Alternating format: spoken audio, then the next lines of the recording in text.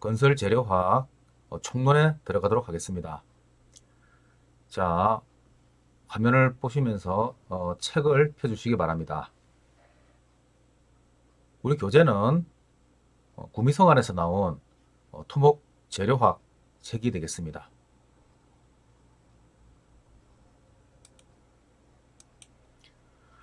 자, 먼저 총론을 보겠습니다. 이 토목 재료란 토목 구조물을 축조하는 데 사용되는 재료를 총괄하여 일컫는 말이다. 이렇게 표현이 되어 있습니다. 이 재료란 물건을 만드는 데 필요한 원료로서 원료라는 의미 이외에도 또 중요하다는 의미를 가지고 있습니다. 이 토목 재료를 넓은 의미에서 보면은 토목 구조물에 직접적으로 사용되는 재료 이외에도 간접적으로 사용되는 가설공사의 자재 및 구조물의 장치에 이용되는 모든 재료를 포함하고 있습니다.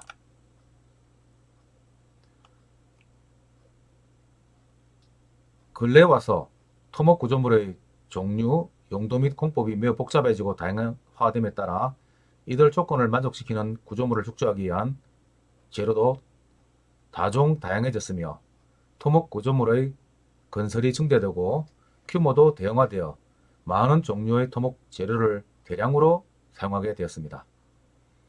특히 토목 구조물은 가혹한 기상작용과 주위 환경의 영향을 많이 받기 때문에 구조물의 설계, 시공 시 이 재료에 관한 지식이 매우 중요하며 재료의 기본적 성질을 충분히 파악, 이해하여 적재적소에 사용함으로써 합리적인 구조물의 설계, 시공이라는 목적을 달성할 수 있습니다.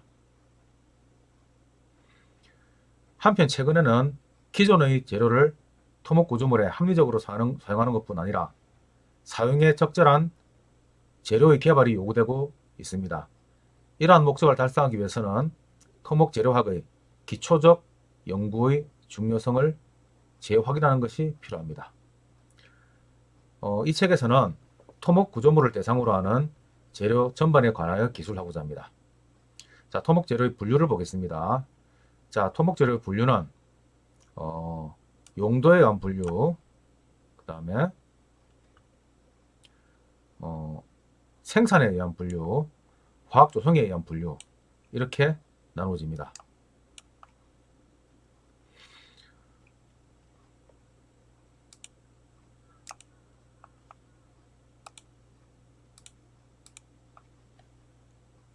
예, 조금 더 화면을 키워가지고 보도록 하겠습니다.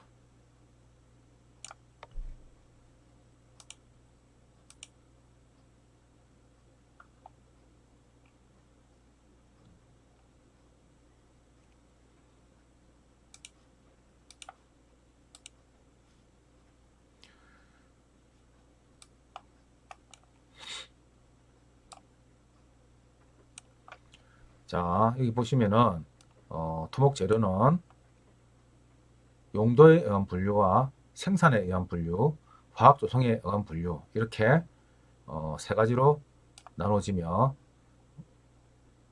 먼저 용도에 대해서 분류를 해보면은 구조 주재료로서 사용되는 경우가 있고 구조 부재료로서 사용되는 경우가 있습니다.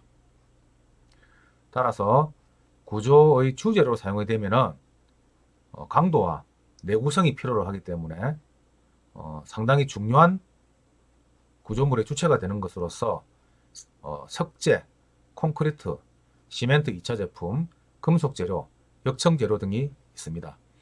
구조 부재료는 구조용 주재료의 첨가 또는 부가하여 보조적 역할을 하는 피복, 절연, 단열, 장식 등의 목적으로 사용되는 재료로서 유리, 페인트, 합성수지 및 경금속 재료 등이 있습니다.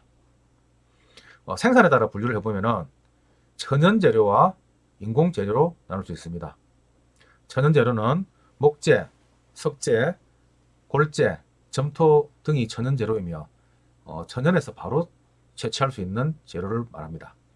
인공 재료는 사람이 인공적으로 어떤 기술을 가하여서 만들어진 재료로서 시멘트, 콘크리트, 금속, 역청 재료 등이 있습니다. 그리고 화학 조성에 따라서 분류를 하면은 유기재료와 무기재료로 나눠지는데, 유기재료로는 목재, 역청재료, 고분자 재료 등이 있으며, 무기재료로는 금속재료, 비금속재료로 나눠집니다. 금속재료는 다시 철금속재료와 비철금속재료로 나눠지며, 철금속재료로는 주철, 연철, 강, 합금강, 비철금속재료로는 구리, 아연, 알루미늄, 납 등이 있습니다. 비금속재료로는 석재, 시멘트, 콘크리트, 점토 제품 등이 있습니다. 자, 이 재료에 요구되는 성질은 토목의 재료로 사용할 때 가장 그 성질이라든지 이런 것들을 잘 만족시킬 수 있는 그러한 재료를 선정해야 되기 때문에 그러한 그 요구되는 성질을 알아야 되겠습니다. 제일 먼저 첫 번째는 사용 목적에 알맞은 공학적 성질을 가져야 된다. 그리고 두 번째로는 사용 환경에 대하여 안정성과 내구성을 가져야 한다. 세 번째로는 대량 공급이 가능해야 된다. 아무리 좋은 재료를 하더라도 대량 공급이 어렵다면 우리 토목 재료로서는 좀 사용이 어렵다 할 수가 있습니다.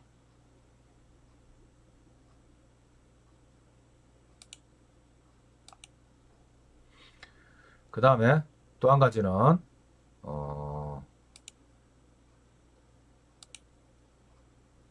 운반, 취급이 용이해야 됩니다. 그리고 경제성이 있어야 한다. 이렇게 얘기를 하고 있습니다. 자, 재료의 이제 일반적인 성질에 대해서 말씀드리도록 하겠습니다. 재료의 기본 성질은 기계적 성질, 물리적 성질, 화학적 성질 등으로 나눌 수 있으며 이들 성질은 다음과 같습니다. 자, 이 기계적 성질에 대해서 보도록 하겠습니다. 이 기계적 성질에서 가장 기본적으로 중요하게 생각하는 것이 탄성과 소성입니다. 탄성은 elasticity, 소성은 plasticity 이렇게 표현을 하며 탄성이라고 하면 물체 외력이 작용하면 변형이 생기며 이 외력을 제거하면 원래의 모양 크기로 되돌아가는 성질을 탄성이라고 합니다. 그러나 외력을 제거하여도 변형된 그대로 모양 크기가 원형으로 되돌아가지 않는 성질을 소성이라고 합니다. 예를 들어서 우리가 철 같은 경우에 꾹 눌렀다가 다시 놓으면 원래 확 돌아가죠. 그리고 공 같은 것도 눌리면 변형이 생기지만은 다시 그 변형을 외력을 제거하면 원래대로 돌아갑니다. 이러한 경우에 성질을 탄성이라고 하고, 우리가 일반적인 점토 같은 이런 것들은 이렇게 우리 손으로 이렇게 주무르면은 그것이 외력에 의해서 변형이 생기는데 이 변형된 상태로 그대로 있게 되죠. 원래대로 돌아가지 않습니다. 이러한 성질을 소성이라고 합니다. 엄밀한 의미에서 많은 재료는 위의 두 가지 성질을 다 가지고 있어요. 그래서 완전 탄성체 또는 완전 소성체라는 것은 드뭅니다. 그러나 대부분의 재료는 공학적으로 사용하는 범위 내에서 탄성체로 취급되는 경우가 많습니다. 자, 그러면은 이때 탄성에 대해서 또 소성에 대해서 설명을 할 수 있는 그런 곡선이 응력 변형률 곡선이 되겠습니다. 이 응력 변형률 곡선은 우리가 이 그림 1.1을 보면은 X축은 변형률이요, Y축은 응력을 나타내는데, 이렇게 재료가 외력을 받으면 응력이 올라가게 되겠죠. 응력이 올라가게 되면은 변형이 생깁니다. 이렇게 변형이 생기는 이 자체를 이렇게 그래프로 쭉 나타내면은 이런 그래프가 나오게 됩니다. 이렇게 응력과 변형률에 따라서 어떻게 움직이는 거동을 나타내는 것을 응력 변형률 곡선이다 이렇게 표현을 합니다. 그러면 이제 우리가 응력이 뭔지 변형률이 뭔지를 알아야 되겠죠. 응력은 물체에 외력이 적용했을 때 생기는 내력입니다. 그래서 그 내력을 단면적으로 나눈 값이 되겠습니다. 즉 단위 면적당에 작용하는 힘을 말하는데 단위는 뉴턴 퍼 제곱 밀리미터 또는 메가파스칼 등으로 나타낼 수가 있습니다. 자, 변형률이 있습니다. 그 다음에 변형률, 스트레인. 변형률은 물체가 외력을 받아 변형되는 단위 길이당의 변형량을 말합니다. 그래서 원래의 길이에서 어떤 재료가 있으면은 재료가 이렇게 눌렀을 때 원래의 길이에다가 변형되는 길이 변형량 이렇게 비로써 나타내는데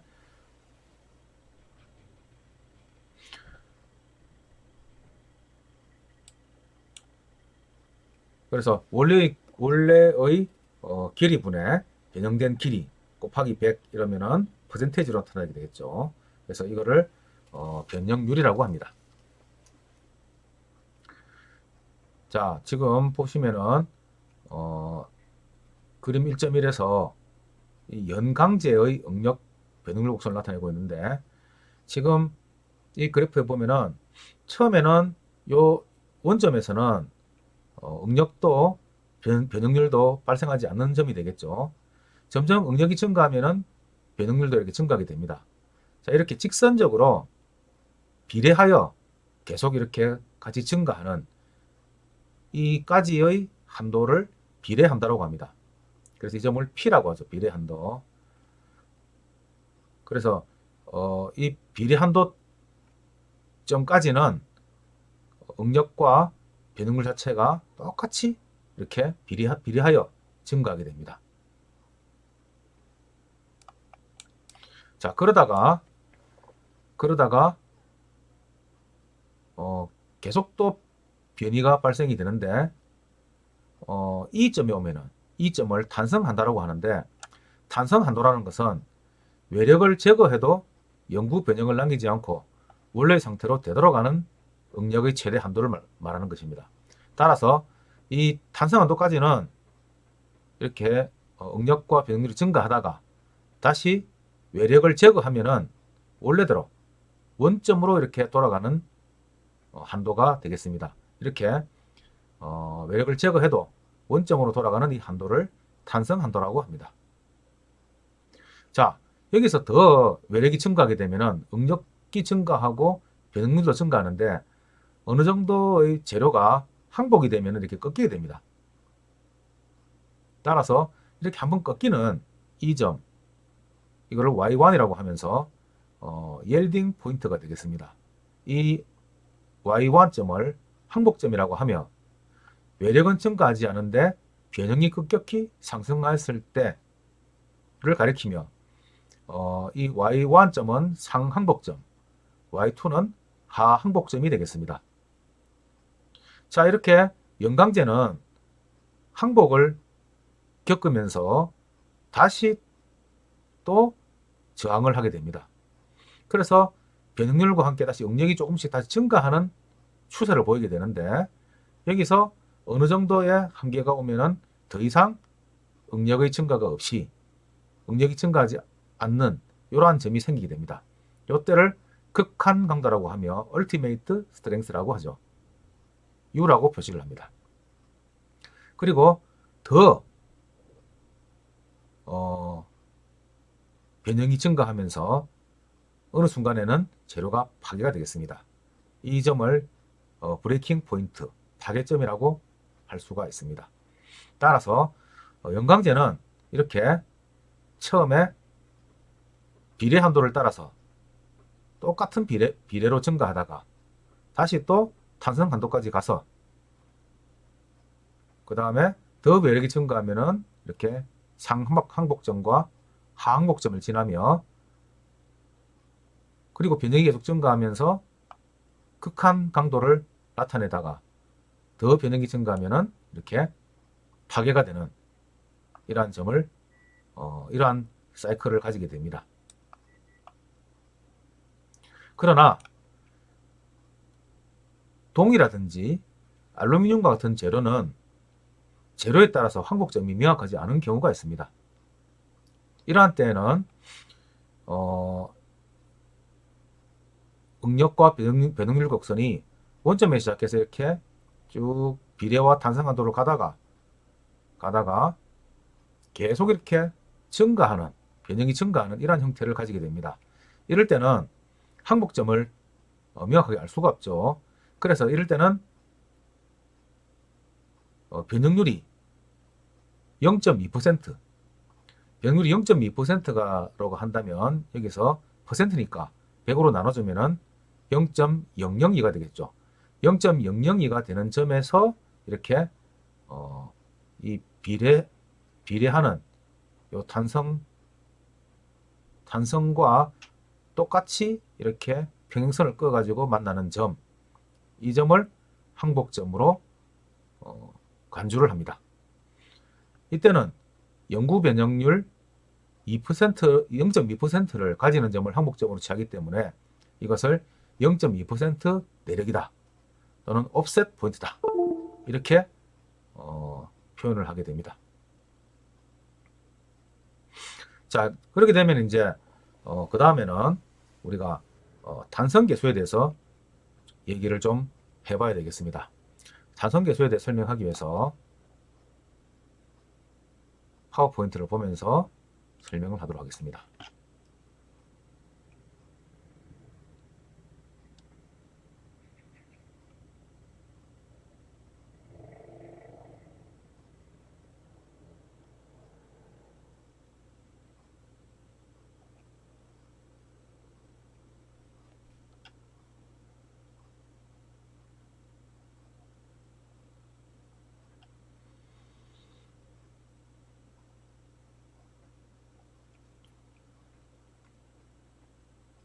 자, 우리가 탄성계수를 측정하는 방법은 여러 가지가 있습니다. 좀 전에 우리가 연강제에 대해서 탄성계수를 측정하는 방법을 보았고, 이번에는 콘크리트에서 탄성계수를 결정하는 방법을 말씀드리도록 하겠습니다. 자, 콘크리트는 아까 연강제와는 달리 이렇게 어느 정도의 탄성을 거치면서 이렇게 증가하다가 파괴가 이렇게 일어나게 됩니다. 자, 그러면은 아까 연강제는 초기에 비례 한도와 탄성 한도가 있었지만은 콘크리트는 탄성점이 아주 작습니다. 탄성을 성질을 띠는 점이 아주 작죠. 따라서 아주 초기에 이렇게 접선을 꺾게 되면은 요게 바로 탄성점이 되게 됩니다. 이런 경우를 초기 탄성계수다 이렇게 표시를 하면서 이러한 탄성계수는 이렇게 선을 그어서 X축의 변형률과 Y축의 응력의 비로서 나타내고 이를 탄성계수다 이렇게 표시를 하게 됩니다. 따라서 아까 설명했듯이 변형률은 원래의 길이 L분의 변형된 길이 델타 L이고 응력은 작용하는 하중을 면적으로 나눠준 것이기 때문에 탄성계수란 게 변형률분의 응력이라는 이 기울기가 됩니다. 그래서 그대로 이렇게 넣어주면은 아래로 이렇게 정리를 하게 되면은 A 곱하기 델타 L분의 P 곱하기 L 이런 공식이 나오게 됩니다. 자, 이 공식을 꼭 잘 알아두고 여러분들이 사용하시기 바라겠습니다.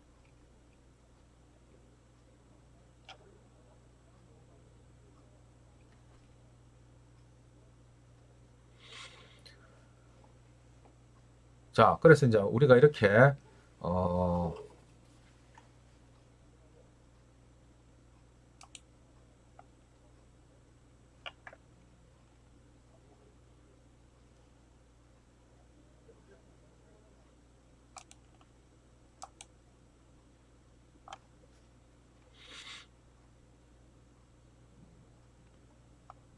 자, 좀 전에 봤던 그 항이 이렇게 식이 이렇게 나옵니다. 나오고 그래서 이렇게 탄성계수를 결정을 하는데 이 비례 상수를 단성계수라고 하기도 하고 또는 영계수라고 표시를 합니다. 영즈 모듈러스라고 하죠. 이렇게 표시를 하는데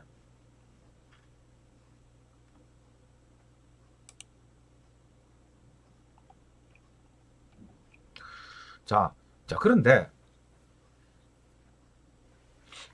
초기에 이 접선을 우리가 단성계수로 사용을 하게 되면은 너무 단성계수가 크게 나타나게 되죠. 이 콘크리트가 사용하는 범위는 실제로는 변형률이 어느 정도 있는 이 정도 범위에서도 사용을 하게 되는데 초기에 단성계수를 쓰게 되면은 너무 강성이 큰 것으로 나오게 되니까 단성계수를 과대하게 평가하는 그러한 결론이 될 수가 있습니다. 그래서 조금 불합리하다는 생각에 이렇게 우리가 실사용하는 점을 한 점을 잡아가지고 여기다가 이렇게 선을 꺼주게 되면은 탄성계수는 좀 작게 나타나고 실제로 사용하는 범위에서는 좀 낮은 탄성계수를 쓰게 되겠죠. 그래서 이렇게 삼각형이 되면은 변형률 입실론분의 응력 시그마 이렇게 돼서 이거는 요 기울기가 시컨트 모듈러스가 되겠습니다. 이런 경우에는 이 시컨트 모듈러스의 단성계수는 탄젠트 알파 2가 되겠습니다. 일반적으로 보통 콘크리트에 사용하는 단성계수는 이렇게 탄젠트 알파 2가 되는 경우가 많습니다. 자, 그런데 자국 기술이 발달함에 따라서 탄성계수를 초기보다는 저 뒤에 변형을 좀 더 있는 경우에도 이 콘크리트를 사용하자 이런 이론이 자꾸 나오게 됨에 따라서 변형이 좀 많이 발생한 경우에 이걸 쓰게 되면은 요 접선을 쓰면은 탄성계수 기울기 이렇게 되겠죠. 그래서 이렇게 쓰게 되는 탄성계수를 접선 탄성계수라고 하고 또 여기서 이렇게 범위를 넓게 해가지고 쓰면은 이렇게 쓰는 경우를 코드 모듈러스라고 표시를 합니다.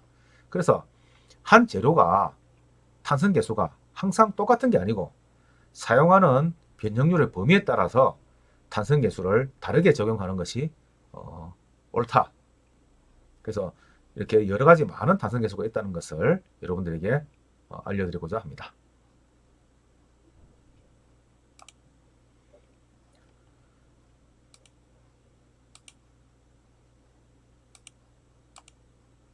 자, 그 다음에는 전단 탄성계수를 보도록 하겠습니다.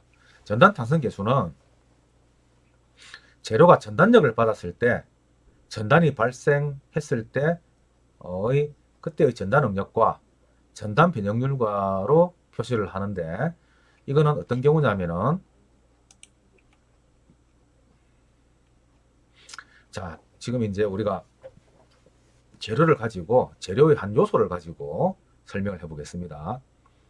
자, 이러한 재료가 있는데 이러한 재료가 Y축으로 이렇게 압축만을 받는다면 요거는 그대로 이렇게 줄어들겠죠. 그래서 X축으로 시그마 X만큼의 응력을 받고 Y축으로 시그마 Y만큼의 하중을 받는다면 이 재료는 X축으로 이렇게 양쪽으로 찌그러지고 Y축으로 양쪽으로 찌그러지는 이런 압축만이 일어나게 될 겁니다. 그러나 이 재료가 이 면에 시그마 Y를 받는 면에 이렇게 평행하게 전단력이 작용을 한다면 여기에는 전단 응력이 발생을 하게 되고 이 전단 응력에 따라서 이렇게 옆으로 비스듬하게 이렇게 전단이 발생하는 이러한 현상이 생기게 될 겁니다. 그래서 모든 재료는 압축만이 일어나는 경우도 있고 전단이 일어나는 경우도 있고 아니면은 압축과 이 전단이 동시에 일어나는 경우 이렇게 많은 여러 가지로 이 압축과 전단이 동시에 일어나는 경우가 일반적으로 많겠죠. 이런 많은 경우에 따라서 우리가 여기에 대해서 계산도 하고 해석도 하고 이렇게 해야 할 것으로 생각이 됩니다. 자, 그러면 이제 이러한 전단은 어떤 식으로 발생이 되느냐면은 이 전단은 우리가 이제 토목공학과니까 지금 우리가 그 사면에 대해서 한번 보도록 하겠습니다. 이런 사면이 있는데 원래는 땅이 이렇게 있었겠죠, 그죠? 땅이 이렇게 있었는데 이만큼의 땅을 이렇게 파냈습니다. 이렇게 쭉 이렇게 파내고 나니까 이런 사면이 발생을 했죠.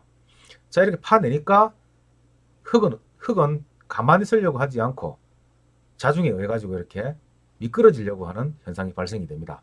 자, 그러면은 거기에서 이 부분을 확대해 보면은 원래는 그 흙의 한 요소가 사각형으로 있다가 전단력을 받고 원래 또 수직력도 받고 있겠죠. 수직력도 받고 전단력도 받고 함으로써 이렇게 이렇게 비스듬하게 성냥곽처럼 전단이 발생하는 이러한 경우가 있을 수 있습니다. 자, 이렇게 성냥곽이 미끄러지듯 전단이 발생하는 이러한 경우에 그래프로 보면은 이렇게 전단 탄성 계수라는 것으로서 표시될 수가 있습니다. 이걸 좀 더 다시 설명을 하면 일반적으로 그러한 전단에 대해서 전단이 어떻게 일어나는지를 알기 위해서 실제로 흙시료를 이렇게 전단 상자 안에 넣어서 여기 이제 이 부분이 흙시료가 되겠습니다. 이 흙시료를 전단 상자 안에 넣어 가지고 이 전단 상자는 밑판과 이렇게 윗판이 따로 떨어져 있습니다. 그러면은 밑판과 윗판이 이렇게 이걸 좀 밀게 되면은 요 면을 따라서 전단이 발생이 되겠죠. 요 형태가 되겠습니다. 이 부분을 자세히 눈여겨보면은 여기를 이제 전단이 되는 상자에다가 이 면을 아크릴로 안에 투명하게 보이도록 만드는 겁니다. 관찰이 가능하도록. 그리고 안에다가는 고무로 만든 멤브레인이라는 재료를 격자를 이렇게 끄어 가지고 안에다가 붙여 놓았습니다. 그래서 이렇게 이제 전단을 주면은 이놈이 안에서 전단력을 받게 되겠죠. 그럼 전단이 어떻게 발생하는지를 이제 이 재료 안에서 보니까 이 면을 따라서 이렇게 원래는 사각형이던 요소가 전단이 되면서 이렇게 성냥곽처럼 이렇게 옆으로 이렇게 여기 보면은 성냥곽처럼 이렇게 변형이 발생하는 이러한 형태가 여기 된다는 겁니다. 여기 이제 투명한 아크릴 유리로 안으로 요소가 움직이는 모습이 보이죠? 아마 보일 겁니다. 이렇게. 그래서 이러한 것들을 실제로 시험을 이렇게 해볼 수도 있습니다. 그렇게 되면은 이렇게 발생하는 것이 전단인데 그럼 이러한 전단이 일어남에 따라서 전단 응력을 타우라고 하고 그 다음에 전단 변형률을 갬마라고 할 때 이 전단 변형률은 L분의 E가 되겠습니다. L은 전단면이고 E는 전단면이 발생한 각도입니다. 그리고 이 타우는 전단력을 받는 전단력의 크기를 전단력을 받는 면으로 나눠준 것이 되겠습니다. 따라서 이 갬마는 L분의 E가 되고 타우는 A분의 Q가 돼서 이걸 다 정리하면은 이렇게 AE분의 QL 이라고 식이 만들어지는데 이렇게 만들어진 이 갯말을 전단 탄성 계수라고 합니다. 그래서 영어로는 Shear Modulus of Elasticity 이렇게 표시를 하게 됩니다. 자, 이렇게 되면은 이 G가 전단 탄성 계수가 의미하는 바는 우리가 전단 응력이 이렇게 발생할 때, 전단 변응률도 같이 발생하게 되겠죠. 이렇게 같이 증가하는 이 기울기가 전단 단성 계수가 되겠습니다.